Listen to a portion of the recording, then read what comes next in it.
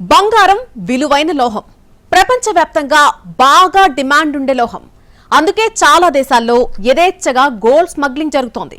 ఇందుకోసం పెద్ద పెద్ద మాఫియా నెట్వర్క్లు పనిచేస్తున్నాయి. మన దేశంలో బంగారంపై మోజును దృష్టిలో పెట్టుకుని నిరంతరంగా ఇక్కడకు స్మగ్లింగ్ బంగారం వచ్చి పడుతోంది. ఇప్పుడు కన్నడ నటి రణ్యారావు ఎపిసోడ్ లో గోల్డ్ స్మగ్లింగ్ మరోసారి హాట్ టాపిక్ గా మారింది. గతంలో గోల్డ్ స్మగ్లింగ్ తో ఏకంగా కేరళ రాజకీయాలే షేకైపోయాయి. ఇక సీఎం పైనే తీవ్ర ఆరోపణలు వచ్చాయి. ఇంతకు గోల్డ్ స్మగ్లింగ్ కథ ఏంటి? రణ్యారావు ఎపిసోడ్ లో ట్విస్ట్లేంటి? గతంలో కేరళలో అసలేం జరిగింది? ఇవాల్టి స్టోరీ బోర్డులో తెలుసుకుందాం. బంగారానికి భారతీయులకు ఎమోషనల్ అటాచ్మెంట్ ఉంటుంది. అందుకే బంగారం ధరలు మన దగ్గర చాలా ఎక్కువ. బంగారంపై ప్రభుత్వాలు విధించే పన్నులను ఎగ్గొట్టేందుకు, అక్రమంగా దేశంలోకి తీసుకొచ్చేందుకు చాలా మంది ప్రయత్నిస్తూ ఉంటారు. ఎప్పటికప్పుడు పట్టుబడుతున్నా సరే ఎవరి కళ్లకు చిక్కకుండా బయటపడేది కూడా చాలా మొత్తమే. 6 నెలల్లోనే 2000 కిలోల బంగారం స్మగ్లింగ్ జరిగిన చరిత్ర కూడా మన దేశానికి ఉంది. ఇప్పుడు కన్నడ నటి రణ్యారావు ఎపిసోడ్తో దేశం మరోసారి ఉలిక్కిపడింది. భారతీయులకు బంగారం పట్ల వ్యామోహం ఎక్కువ. అంతేకాదు, ఇన్వెస్ట్ చేసేందుకు ఒక దృఢమైన మార్గం కూడా. భారత్లో బంగారం వాస్తవ ధరపై పన్ను విధిస్తారు. దీని కారణంగా దాని ధర చాలా ఎక్కువగా ఉంటుంది. ఈ కారణంగానే గల్ఫ్ దేశాలను సందర్శించే పర్యాటకులు తరచుగా అక్కడి నుంచి బంగారం కొనుగోలు చేస్తారు. ఎందుకంటే అక్కడ బంగారంపై ఎలాంటి ట్యాక్స్ ఉండదు. పన్ను లేకపోవటం వల్ల భారత్తో పోలిస్తే బంగారం ధర చాలా తక్కువగా ఉంటుంది. బంగారం ధర తక్కువగా ఉండటం అందరినీ ఆకర్షిస్తుంది. యునైటెడ్ అరబ్ ఎమిరేట్స్లో మార్చి 5, 2025న 10 గ్రాముల 24 క్యారెట్ల బంగారం ధర 83,670గా ఉంది. భారతదేశంలో ఇది 87,980. విదేశాల నుంచి వచ్చిన తర్వాత నిర్దేశించిన పరిమితికి మించి బంగారాన్ని తీసుకురావటం గురించి విమానాశ్రయంలో సమాచారమివ్వాలి. ఎవరైనా దానిని దాచిపెడితే దానిని అక్రమ రవాణాగా పరిగణిస్తారు. విదేశాల నుంచి ఏ పురుషుడైనా 20 గ్రాముల బంగారం, ఏ స్త్రీ అయినా 40 గ్రాముల బంగారం తీసుకురావచ్చు. దీనికి కస్టమ్స్ సుంకం నుంచి మినహాయింపు ఉంది. ప్రతి ఒక్కరికి బంగారం తీసుకురావటానికి central board of indirect taxes and customs రుసుములను విధించింది. రుసుము చెల్లించడం ద్వారా మీరు ఎంత బంగారమైనా తీసుకురావచ్చా అంటే 15 సంవత్సరాల కంటే తక్కువ వయస్సు ఉన్న పిల్లలు కూడా 40 గ్రాముల బంగారం తీసుకురావటానికి అనుమతి ఉంది. దీనికోసం సంబంధాన్ని ధృవీకరించాలి. 1967 పాస్పోర్ట్ చట్టం ప్రకారం భారతీయ పౌరులు అన్ని రకాల బంగారాన్ని తీసుకురావచ్చు. గల్ఫ్ దేశాల నుండి బంగారం అక్రమ రవాణాకు అతిపెద్ద కారణం అక్కడ ధర తక్కువగా ఉండటం. ప్రభుత్వం బంగారంపై పన్ను విధించదు. దీని కారణంగా దాని ధర తక్కువగా ఉంటుంది. భారత్ గురించి మాట్లాడుకుంటే ఇక్కడ బంగారంపై పన్ను చాలా ఎక్కువగా ఉంటుంది. దీని కారణంగా బంగారం ధర దాని వాస్తవ ధర కంటే చాలా ఎక్కువగా ఉంటుంది. చౌకగా బంగారాన్ని కొని భారత్లో అమ్మాలనే కోరిక అక్రమ రవాణాకు మార్గం తెరుస్తుంది. నేర ప్రపంచంలో ఇది పాత అంశం. అండర్ వరల్డ్ డాన్లు హాజీ మస్తాన్, దావుద్ ఇబ్రహీం సముద్ర మార్గం ద్వారా బంగారాన్ని అక్రమంగా రవాణా చేసేవారు. ఇప్పుడు ప్రతిరోజు కొత్త అక్రమ రవాణా పద్ధతులు వెలుగులోకొస్తున్నాయి. భారత్లో అక్రమంగా రవాణా అయ్యే బంగారంలో ఎక్కువ భాగం గల్ఫ్ దేశాల నుండే వస్తుంది. దేశంలోని బంగారంలో ఎక్కువ భాగం యునైటెడ్ అరబ్ ఎమిరేట్స్ నుండి వస్తుంది. దీని తర్వాత మయన్మార్ 2వ స్థానంలో ఉంది. ఇది కాకుండా స్మగ్లర్స్ కొన్ని ఆఫ్రికన్ దేశాల నుంచి కూడా బంగారాన్ని తీసుకువస్తారు. డిఆర్ఐ అధికారుల ప్రకారం అక్రమంగా రవాణా చేసిన బంగారంలో 10% మాత్రమే పట్టుబడుతోంది. 2023-24లో అధికారులు దాదాపు 4,869.6 కిలోల బంగారాన్ని స్వాధీనం చేసుకున్నారు. బంగారం అక్రమ రవాణాలో మహారాష్ట్ర, కేరళ, తమిళనాడు ముందంజలో ఉన్నాయి. దాదాపు 60% అక్రమ రవాణా కేసులు ఇక్కడే నమోదవుతున్నాయి. ఎవరైనా బంగారం అక్రమ రవాణా చేస్తూ పట్టుబడితే వారిపై వివిధ సెక్షన్స్ కింద కేసు నమోదు చేస్తారు. నేరం రుజువైతే 5 లక్షల జరిమానా, జీవిత ఖైదు, విదేశీ ప్రయాణాలపై జీవితకాల నిషేధం విధించవచ్చు. భారత్లో బంగారానికి చాలా డిమాండ్ ఉంది. దేశంలోని అన్ని వర్గాల ప్రజలు బంగారానికి ఎంతో ప్రాధాన్యత ఇస్తూ ఉంటారు. అందుకే ప్రతిరోజు పెద్ద మొత్తంలో బంగారం కొనుగోళ్లు జరుగుతూనే ఉంటాయి. ఇక పెళ్లిళ్లు, ఇతర పండుగలు, శుభకార్యాలలో పసిడి వ్యాపారం భారీగా జరుగుతూ ఉంటుంది. బంగారం వినియోగం పరంగా భారత్ ప్రపంచంలో 2వ స్థానంలో ఉంది. అందుకే ఇండియాలోకి అక్రమంగా బంగారం తరలిస్తున్నాయి కొన్ని ముఠాలు. దుబాయ్లో ఇన్కమ్ ట్యాక్స్ అనేది లేకపోవడంతో మనీ లాండరింగ్ అన్నదే జరగదు. దీంతో ఇండియా నుంచి హవాలా ద్వారా బ్లాక్ మనీ అక్కడకు పంపి ఆ డబ్బుతో బంగారం కొనుగోలు చేసి ఇక్కడకు తీసుకువస్తున్నారు. దుబాయ్లో ఒక వ్యక్తి ఎంత భారీ మొత్తంలో అయినా బంగారాన్ని కొనుగోలు చేయవచ్చు. దాన్ని విమానంలో తీసుకువచ్చేటప్పుడు కూడా కేవలం చోరీ సొత్తు కాదని ఆధారాలు చూపిస్తే చాలు. దీన్ని అనుకూలంగా మార్చుకుని స్మగ్లింగ్కు పాల్పడుతున్నారు. చాలామంది స్మగ్లర్స్ బంగారాన్ని బ్యాగుల అడుగు భాగంలో ఉండే తొడుగులు, లోదుస్తులు, రహస్య జేబులు, బూట్ల సోల్, కార్టన్ బాక్సులు, ఎలక్ట్రానిక్ వస్తువులు, పౌడర్ డబ్బాలతో పాటు మొబైల్ ఛార్జెస్లోనూ దాచి తీసుకొచ్చేవారు. ఆ తర్వాత బ్యాగుల జిప్పులు, బెల్టుల రూపంలోకి బంగారాన్ని మార్చి పైన తాపడం పూసి తేవటం జరుగుతోంది. కొన్ని సందర్భాలలో రెక్టమ్ కన్సీల్మెంట్ కూడా జోరుగా జరుగుతోంది. సుదీర్ఘకాలం తమ వద్ద పనిచేసే క్యారియర్లకు సూత్రధారులు ముంబై, కేరళలో ప్రత్యేక సర్జరీలు చేయించడం ద్వారా వారి మలద్వారాన్ని అవసరమైన మేర వెడల్పు చేయిస్తున్నారు. గరిష్టంగా కేజీ వరకు బంగారాన్ని అక్కడ దాచిపెట్టేలా ఏర్పాటు చేస్తున్నారు. బంగారానికి నల్ల కార్బన్ పేపర్ చుట్టడం ద్వారా స్కానర్కు చిక్కకుండా అక్రమ రవాణాకు పాల్పడుతున్నారు. అయితే సాదాసీదా వ్యక్తులు కాసుల కక్కుర్తితో బంగారం స్మగ్లింగ్ చేయటం ఓకే, కానీ కన్నడ సినీ నటి రన్యారావు లాంటి సెలబ్రిటీలు కూడా కమిషన్ కక్కుర్తితో గోల్డ్ స్మగ్లింగ్ చేస్తారన్న నిజం ఆలస్యంగా వెలుగు చూసింది. దుబాయ్ నుంచి అక్రమంగా బంగారం తీసుకొస్తూ పట్టుబడ్డ కన్నడ నటి రన్యారావు కేసులో సంచలన విషయాలు వెలుగులోకొస్తున్నాయి. అధికారుల విచారణలో రన్యారావు గత ఏడాది 27 సార్లు దుబాయ్ వెళ్లి వచ్చిందని తేలింది. దుబాయ్ వెళ్లిన ప్రతిసారీ తిరిగి వస్తూ కిలోల కొద్దీ బంగారం బిస్కెట్లను రహస్యంగా దాచి తెచ్చిందని బయటపడింది. కిలో బంగారానికి 1,00,000 చొప్పున కమిషన్ అందేదని నటి వెల్లడించినట్టు అధికారులు తెలిపారు. విమానాశ్రయంలో ఓ కానిస్టేబుల్ సహాయంతో ప్రత్యేక మార్గంలో బయటపడేదని వివరించారు. రన్యారావు తరచుగా దుబాయ్ పర్యటనకు వెళ్లటం, వెళ్లిన ప్రతిసారీ ఒకే తరహా దుస్తులు ధరించడంపై అధికారులకు సందేహం వచ్చింది. దీంతో కిందటి సోమవారం దుబాయ్ విమానం దిగిన నటిని నిశితంగా సోదా చేయగా దుస్తుల్లో అక్రమంగా దాచిన బంగారం బిస్కెట్లు బయటపడ్డాయి. దీంతో నటిని అదుపులోకి తీసుకున్న పోలీసులు ఆమెకు సహకరించిన కానిస్టేబుల్ను కూడా అరెస్ట్ చేశారు. దుబాయ్ వెళ్లి వచ్చిన ప్రతిసారీ రన్యారావు ఒకే రకమైన దుస్తులు ధరించేది. బంగారం స్మగ్లింగ్ చేయటానికి అనువుగా ప్రత్యేకంగా తయారు చేసిన జాకెట్స్, వెస్ట్ బెల్ట్స్ను ఉపయోగించేది. ఈ జాకెట్స్, బెల్టును నిశితంగా పరిశీలించగా లోపల రహస్యంగా దాచిన బంగారం బిస్కెట్లు బయటపడ్డాయని అధికారులు తెలిపారు. తండ్రి పోలీస్ అధికారి కావటంతో ఆయన పరపతి తమకు ఉపయోగపడుతుందనే ఉద్దేశంతో ఓ స్మగ్లర్ రన్యారావును ఈ దందాలోకి దించాడని చెప్పారు. ఈ వ్యవహారంలో ఓ రాజకీయ నేత హస్తం కూడా ఉందని తెలిపారు. రన్యారావు వెనుకున్న కింగ్ పిన్ రాజకీయ నేత ఎవరనేది త్వరలోనే బయటకు రానుందని వివరించారు. బెంగళూరు విమానాశ్రయంలో కానిస్టేబుల్తో పాటు మరికొందరు అధికారులు కూడా ఆమెకు సహకరించారని అనుమానిస్తున్నట్టు తెలిపారు. ఇటీవల దుబాయ్ నుంచి బెంగళూరు చేరుకున్న సమయంలో విమానాశ్రయంలోని కస్టమ్స్ అధికారి ఒకరితో రన్యారావుకు గొడవ జరిగింది. తన సమీప బంధువు అధికారాన్ని అడ్డుపెట్టుకుని సదరు అధికారిని అవమానించింది. దీంతో రన్యారావు రాకపోకలపై సదరు అధికారి ఆరా తీశాడు. దుబాయ్కి తరచూ వెళ్లి వస్తుండటంతో అక్కడ ఆమెకు వ్యాపారాలేవైనా ఉన్నాయా అనే కోణంలో రహస్యంగా విచారించాడు. అలాంటివేమీ లేవని తేలటంతో రన్యారావు దుబాయ్ టూర్లపై సందేహం పెరిగిందని, ఈసారి దుబాయ్ ఫ్లైట్ దిగాక ఆమెను నిశితంగా సోదా చేయాలని నిర్ణయించుకున్నాడు.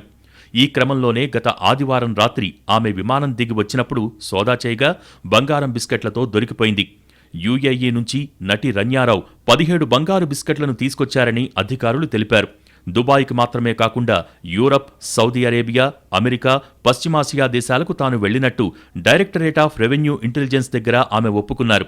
ఈ కేసుకు సంబంధించి తాను వెల్లడించిన విషయాలను రహస్యంగా ఉంచాలని అధికారుల్ని కోరినట్టు తెలుస్తోంది. తాను బాగా అలసిపోయానని, కొంత సమయం విశ్రాంతిప్పించాలని విచారణ సమయంలో రన్యారావు అధికారుల్ని అభ్యర్థించారని తెలిపారు. ప్రస్తుతం జ్యుడిషియల్ కస్టడీలో ఉన్న రన్యారావు ఈ కేసులో దర్యాప్తునకు సహకరిస్తానని విచారణ అధికారులతో చెప్పుకొచ్చారు. రన్యారావు గత ఏడాది 27 సార్లు దుబాయ్కు వెళ్లారని, కేవలం 15 రోజుల్లో 4 సార్లు ప్రతి ట్రిప్పులో కొన్ని కిలోల బంగారాన్ని అక్రమంగా రవాణా చేసినట్టు దర్యాప్తులో తేలిందని అధికారులు పేర్కొన్నారు. ఇందుకుగాను ప్రతి ట్రిప్కు దాదాపు 12 నుంచి 13 లక్షలు తీసుకున్నట్టు గుర్తించామన్నారు. ఇటీవలే దుబాయ్ నుంచి బెంగళూరుకు 14.2 కిలోల బంగారంతో వచ్చిన రన్యారావును ఎయిర్పోర్ట్లో అధికారులు అరెస్ట్ చేశారు. ఇప్పటివరకు ఆమె వద్ద నుంచి 17.29 కోట్ల విలువైన బంగారం, నగదు సీజ్ చేసినట్టు అధికారులు వెల్లడించారు. బంగారం అక్రమ రవాణా కేసులో పట్టుబడ్డ నటి రన్యారావు కేసు కీలక మలుపు తిరిగింది. కిలో బంగారం రవాణాకు రన్యారావుకు 5 లక్షల కమిషన్ అందిస్తున్నట్టు వెలుగులోకొచ్చింది. ఈ కేసులో నటి పాత్రధారి కాగా అసలైన సూత్రధారి వేరే వ్యక్తని తెలిసింది. నటి రన్యారావును డీఆర్ఐ అధికారులు తీవ్ర విచారణ చేపట్టగా నేను పాత్రధారి మాత్రమే అని, అసలు వ్యక్తి వేరేవారని తెలిపింది. రన్యారావు 17 కోట్ల విలువ చేసే బంగారం కొనుగోలు చేసే శ్రీమంతురాలు కాదని విచారణలో తేలింది. ఈమె సీనియర్ పోలీస్ అధికారి పెంపుడు కూతురు కావటంతో ఆమెను ఈ దందాకు వాడుకుంటే చాలా సులభంగా బంగారం రవాణా చేయవచ్చనే అంచనాతో నటి రన్యారావును బంగారం రవాణాకు వాడుకున్నారు. అక్రమ బంగారం రవాణాలో విమానాశ్రయంలోని కొందరు అధికారులు కూడా కుమ్మక్కైనట్టు అనుమానం వ్యక్తమైంది. డిఆర్ఐ అధికారులు ఈ కోణంలో దర్యాప్తు చేపడుతున్నారు. రన్యారావు బెంగళూరుకు తీసుకువచ్చిన బంగారం ఎవరికి ఇస్తుంది అనే దానిపై అధికారులు దర్యాప్తు చేపడుతున్నారు. గత 2 ఏళ్లుగా రన్యారావు వాడుతున్న బ్యాంక్ అకౌంట్ మొబైల్ను అధికారులు స్వాధీనం చేసుకున్నారు. డిఆర్ఐ అధికారులు అసలు సూత్రధారి కోసం ముమ్మరంగా గాలిస్తున్నారు. రన్యారావు గోల్డ్ స్మగ్లింగ్ ఎపిసోడ్తో అందరికీ గతంలో జరిగిన కేరళ గోల్డ్ స్కామ్ గుర్తొస్తోంది. అప్పట్లో సీఎం సన్నిహితులే ప్రధాన నిందితులుగా తేలడం కలకలం రేపింది. ఏకంగా విదేశీ కాన్సులేట్ ఫర్నిచర్ను అడ్డం పెట్టుకుని గోల్డ్ స్మగ్లింగ్ చేయడం అధికారుల్ని అవాక్కయ్యేలా చేసింది. తిరువనంతపురంలోని అంతర్జాతీయ విమానాశ్రయంలో జూలై 5, 2020న కస్టమ్స్ అధికారులు సుమారు 14.8 కోట్ల విలువైన 30 కిలోల కంటే ఎక్కువ బరువున్న బంగారాన్ని స్వాధీనం చేసుకున్నారు. దౌత్య సామానులో దీన్ని కనుగొన్నారు. ఆ సామాను యుఏఈ కాన్సులేట్కొచ్చింది. కాన్సులేట్ ఉద్యోగి స్వప్న సురేష్ బంగారు అక్రమ రవాణా కార్యకలాపాలకు సహకరించారని, ఈ స్మగ్లింగ్తో సీఎం ప్రిన్సిపల్ సెక్రటరీ శివశంకర్కు సంబంధం ఉందని కూడా తేలింది. తిరువనంతపురం విమానాశ్రయంలో యుఏఈ కాన్సులేట్ దౌత్య సామాను ద్వారా బంగారం అక్రమ రవాణాకు సంబంధించిన కేసుకు సంబంధించి కస్టమ్స్ శాఖ కేరళ ముఖ్యమంత్రి పినరయి విజయన్ మాజీ ప్రిన్సిపల్ సెక్రటరీ ఎం శివశంకర్కు 50 లక్షల జరిమానా, ప్రధాన నిందితురాలు స్వప్న సురేష్కు 6 కోట్ల జరిమానా విధించింది. వస్తువులను అక్రమంగా దిగుమతి చేసుకున్నందుకు కస్టమ్స్ చట్టం 1962లోని సెక్షన్ 112A మరియు B కింద కొచ్చిలోని కస్టమ్స్ కమిషనర్ ఈ జరిమానా విధించారు. తిరువనంతపురంలోని యుఏఈ కాన్సులేటుకు చెందిన 2 మాజీ దౌత్యవేత్తలు సహా 44 మంది నిందితులపై మొత్తం 66.6 కోట్లు జరిమానా విధించారు. తిరువనంతపురంలోని యుఏఈ కాన్సులేట్లో అప్పటి కాన్సుల్ జనరల్ జమాల్ హుస్సేన్ అల్జాబీకి 6 కోట్లు జరిమానా విధించారు. అప్పటి అడ్మిన్ అటాచీ, కాన్సులేట్ వ్యవహారాల మాజీ ఛార్జ్ రషద్ ఖామిస్ అల్ ముస్రైకి అల్ అష్మీకి కస్టమ్స్ 6 కోట్ల జరిమానా విధించింది. కీలక నిందితులైన పిఎస్ సరిత్, సందీప్ నాయర్లు ఒక్కొక్కరు 6 కోట్ల జరిమానా చెల్లించాలని ఆ ఉత్తర్వుల్లో పేర్కొన్నారు. బంగారం అక్రమ రవాణా కేసు వెనుక ప్రధాన సూత్రధారిగా భావిస్తున్న మలప్పురంకు చెందిన కేటీ రమీజ్ కూడా 6 కోట్ల జరిమానా చెల్లించాలి. కస్టమ్స్ బ్రోకర్ అయిన కాపిథాన్ ఏజెన్సీస్ 4 కోట్ల జరిమానా చెల్లించాలి. స్వప్న సురేష్ భర్త ఎస్ జయశంకర్కు 2 కోట్ల జరిమానా విధించారు. తిరువనంతపురంలోని ఎయిర్ కార్గో కాంప్లెక్స్ ద్వారా జూలై 15, 2019 మరియు జూన్ 27, 2020 మధ్య స్మగ్లింగ్ రాకెట్ దాదాపు 136.8 కిలోల బంగారాన్ని విజయవంతంగా అక్రమంగా రవాణా చేసిందని కస్టమ్స్ పేర్కొంది. స్మగ్లింగ్ సిండికేట్ అక్రమంగా దుబాయ్కు తరలించిన బంగారాన్ని హవాలా మార్గాల ద్వారా తరలించిందని, ఈ మార్గాలను ఉపయోగించి దేశంలోకి అక్రమంగా రవాణా చేయడానికి ఉద్దేశించిన బంగారాన్ని కొనుగోలు చేసిందని, కార్యకలాపాల అంతటా ఈ ప్రక్రియను కొనసాగించిందని తెలిపింది. కేరళ బంగారం అక్రమ రవాణా కేసులో కీలక నిందితుల్లో స్వప్న సురేష్ ఒకరు. కేసును పరిష్కరించుకుని రాష్ట్రం విడిచి వెళ్లటానికి సిపిఎం తనకు మధ్యవర్తి ద్వారా 30 కోట్లు ఆఫర్ చేసిందని ఆరోపించారు. ముఖ్యంగా ఉన్నతాధికారి ఎం శివశంకర్ జోక్యం చేసుకున్న తర్వాత బంగారం స్వాధీనం ఒక పెద్ద రాజకీయ వివాదంగా మారింది. ఇది పాలక వామపక్ష ప్రభుత్వ పునాదులను కదిలించింది. ప్రధాన నిందితురాలు స్వప్న సురేష్తో సంబంధాలు బయటపడటంతో కేరళ ముఖ్యమంత్రి విజయన్ మాజీ ప్రధాన కార్యదర్శిని సర్వీస్ నుంచి సస్పెండ్ చేశారు. తరువాత ఆయనను అరెస్ట్ చేసి ఆ తర్వాత బెయిల్ మంజూరు చేశారు. యుఏఈ కాన్సులేట్లో మాజీ ఉద్యోగైన స్వప్న సురేష్ను ఒక ప్రైవేట్ సంస్థ కేరళ ఐటీ శాఖ కోసం ఒక ప్రాజెక్టులో పనిచేయడానికి నియమించుకుంది. ఈ విభాగం ముఖ్యమంత్రి పినరయి విజయన్ ఆధ్వర్యంలో ఉంది. ముఖ్యమంత్రి ప్రధాన కార్యదర్శి ఎం శివశంకర్ గతంలో ఈ విభాగానికి అధిపతిగా ఉండేవారు. స్వప్న సురేష్కు కేరళలోని ప్రముఖ వ్యక్తులతో సంబంధాలు ఉన్నాయని, ప్రస్తుత బంగారం అక్రమ రవాణా కేసుకు ముందు వారికి అనేకసార్లు ఫోన్ కాల్స్ చేశాడని దర్యాప్తులో తేలింది. అప్పుడు స్వప్న సురేష్ అయినా, ఇప్పుడు రన్యారావైనా దుబాయ్ గోల్డ్ బిజినెస్ లక్షల మంది పర్యాటకులను, పెట్టుబడిదారులను ఆకర్షిస్తోంది. గోల్డ్ ఎక్కువగా దిగుమతి చేసుకునే దేశాల జాబితాలో భారత్ తర్వాత 2వ స్థానంలో యునైటెడ్ అరబ్ ఎమిరేట్స్ ఉంది. కస్టమ్స్ అధికారులు స్మగ్లర్స్ను గుర్తించడానికి 95% ప్రొఫైలింగ్ పద్ధతినే అనుసరిస్తారు. ప్రయాణికుడి ప్రవర్తన, నడవడికతో పాటు పాస్పోర్ట్లో ఉన్న వివిధ దేశాల ఎంట్రీ, ఎగ్జిట్ స్టాంపులు, విదేశంలో ఉన్న సమయం లాంటి వాటిని పరిగణలోకి తీసుకుంటారు. బయటి రాష్ట్రాల పాస్పోర్ట్లు కలిగిన వారు ఇక్కడ ల్యాండ్ అయినా అనుమానిస్తారు. బంగారం స్మగ్లింగ్ వెనుక భారీ కుట్ర లేకపోతే దాన్ని తిరిగి అప్పగించడానికే ప్రాధాన్యమిస్తారు. స్మగ్లర్ బంగారం తనదే అని క్లెయిమ్ చేసుకుంటే దాని విలువపై 50 నుంచి 60% కస్టమ్స్ డ్యూటీ వసూలు చేసి ఇచ్చేస్తారు. ఒకవేళ క్లెయిమ్ చేయకపోతే ఆ బంగారాన్ని చెన్నై, ముంబైలో కస్టమ్స్ కార్యాలయాలకు తరలించి అక్కడ వేలం వేస్తారు. దేశంలో బంగారం స్మగ్లింగ్ ఒక క్రిమినల్ నేరం. దీనిని నిరోధించటానికి, నిషేధించటానికి వివిధ కేంద్ర చట్టాలు ఉన్నాయి. బంగారం స్మగ్లింగ్ యొక్క ఆర్థిక ప్రభావం మరియు జాతీయ భద్రతకు సంభావ్య ముప్పుల దృష్ట్యా దేశానికి బంగారం స్మగ్లింగ్ ఒక ముఖ్యమైన సమస్యగా మిగిలిపోయింది. కస్టమ్స్ చట్టం 1962 అటువంటి అక్రమ కార్యకలాపాలను నియంత్రించడంలో మరియు ఎదుర్కోవటంలో కీలక పాత్ర పోషిస్తుంది. తర్వాత చట్టవిరుద్ధ కార్యకలాపాల నివారణ చట్టం 1967లో వచ్చింది. విదేశీ మారకద్రవ్య పరిరక్షణ మరియు స్మగ్లింగ్ కార్యకలాపాల నివారణ చట్టం 1974లో వచ్చింది. స్మగ్లర్స్తో పాటు విదేశీ మారకద్రవ్య మ్యానిపులేటర్ల ఆస్తిని జప్తు చేసే చట్టం 1976లో వచ్చింది. విదేశీ వాణిజ్య అభివృద్ధి నియంత్రణ చట్టం 1992లో వచ్చింది. ఈ చట్టాలన్నీ ఉన్నా కూడా కస్టమ్స్ తనిఖీలు ముమ్మరంగా జరుగుతున్నా బంగారం స్మగ్లింగ్కు మాత్రం పూర్తిస్థాయిలో అడ్డుకట్ట పడటం లేదు. 1962 కస్టమ్స్ చట్టం ప్రకారం భారత్తో సహా ప్రపంచవ్యాప్తంగా కస్టమ్స్ అధికారులు బంగారం అక్రమ రవాణా కేసులను చాలా తీవ్రంగా పరిగణిస్తారు. కస్టమ్స్ అధికారులు డైరెక్టరేట్ ఆఫ్ రెవెన్యూ ఇంటెలిజెన్స్ తరచుగా నిఘా సంస్థల సహాయంతో వివిధ మార్గాల ద్వారా బంగారం అక్రమ రవాణా కేసులను గుర్తిస్తారు. విమానాశ్రయంలో గ్రీన్ ఛానల్ ఉల్లంఘనకు సంబంధించి బంగారాన్ని స్వాధీనం చేసుకున్న తర్వాత స్మగ్లింగ్ ఆపరేషన్ పరిధి, ఇందులో పాల్గొన్న వ్యక్తులు, కార్యనిర్వహణ విధానం మరియు ఇతర సంబంధిత వివరాలను నిర్ణయించడానికి దర్యాప్తు జరుగుతుంది. దర్యాప్తు పూర్తయిన తర్వాత అక్రమ రవాణాలో పాల్గొన్న వ్యక్తులపై చట్టపరమైన చర్యలు మొదలవుతాయి. ఆర్డర్ ఇన్ ఒరిజినల్ అనేది కస్టమ్స్ కమిషనర్ లేదా కస్టమ్స్ చట్టం కింద కేసులను పరిష్కరించడానికి ఏదైనా అధికారి జారీ చేసే అధికారిక పత్రం. ఇది ఒక నిర్దిష్ట కేసుకు సంబంధించిన వాస్తవాలు, ఆధారాలను క్షుణ్ణంగా పరిశీలించిన తర్వాత దీన్ని జారీ చేస్తారు. ఆధారాలు, చట్టపరమైన నిబంధనల ఆధారంగా కస్టమ్స్ కమిషనర్ లేదా న్యాయ నిర్ణేత అధికారి ఒక ఉత్తర్వును జారీ చేస్తారు. ఇందులో విధి బాధ్యత, జరిమానాలు, వస్తువులను జప్తు చేయటం, స్వాధీనం చేసుకున్న వస్తువులను విడుదల చేయటం మొదలైన వాటికి సంబంధించిన ఆదేశాలు ఉండవచ్చు. ఈ నిర్ణయాన్ని ఆర్డర్ ఇన్ ఒరిజినల్ రిజిస్టర్లో నమోదు చేస్తారు. కస్టమ్స్ చట్టంలోని సెక్షన్ 128 కింద కస్టమ్స్ కేసుల్లో అప్పీలుకు ఛాన్స్ ఉంది. అప్పీల్ను సాధారణంగా customs excise service tax appellate tribunal విచారిస్తుంది. ఇది కస్టమ్స్ అధికారులు జారీ చేసిన ఆదేశాలకు వ్యతిరేకంగా అప్పీల్స్ను విచారించే స్వతంత్ర క్వాసీ జ్యుడిషియల్ సంస్థ.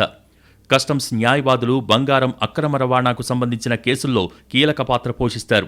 వారు సాక్ష్యాలను నిశితంగా విశ్లేషిస్తారు, సంబంధిత చట్టపరమైన నిబంధనల్ని అర్థం చేసుకుంటారు.